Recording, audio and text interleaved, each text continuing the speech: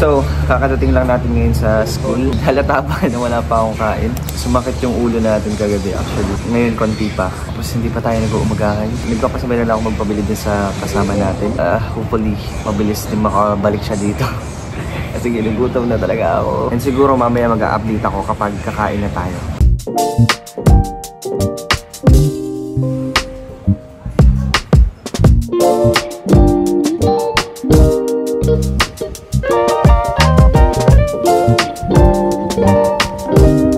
Okay, update.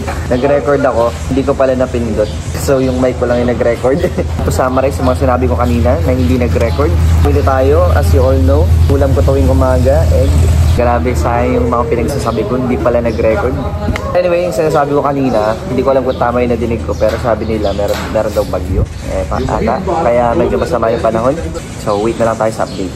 Basta ako kakain muna ako ngayon kasi hindi pa tayo kumakain simula kagabi. Oh, medyo masakit yung katawan natin ngayon dahil nag-workout tayo kahapon. So, yeah.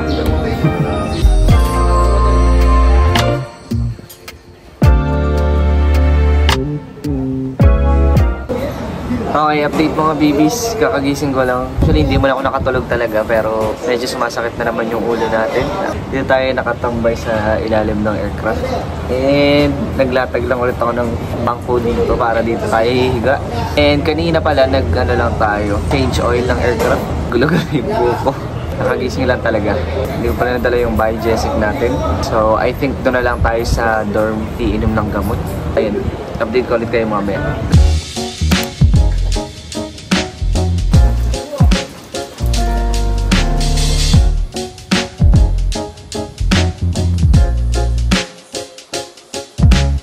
Okay, update mga babies. 4:40 plus PM na ngayon. Nag-release na pala ng grade yung prof natin sa OJT. 95 yung grade natin. So, goods na. I'll take it. By the way mga babies, nandito pala tayo ngayon sa loob ng Cessna 152 na aircraft natin. And ito yung mini tour. Sa likod lang merong compartment. Pinaglalagyan ng mga bags ng mga pilots. Tapos, dito sa unahan, ito yung mga yoke. And then ito yung mga instruments na ginagamit para lumipad yung aircraft. Yung mga yan. And di ko na-explain kasi hindi ko rin alam yun. Pero nung nakaraan, ako yung pinag-start nito. Normal lang ako ng mechanics dito. And that was a great experience kasi first time ko din yun.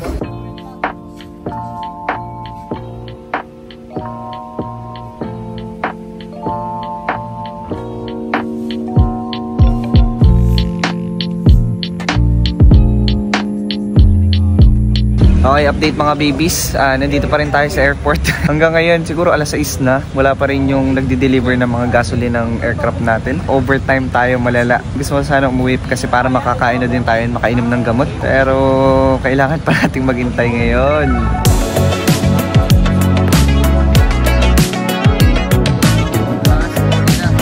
Mga big boys, taga-noon lang po kami.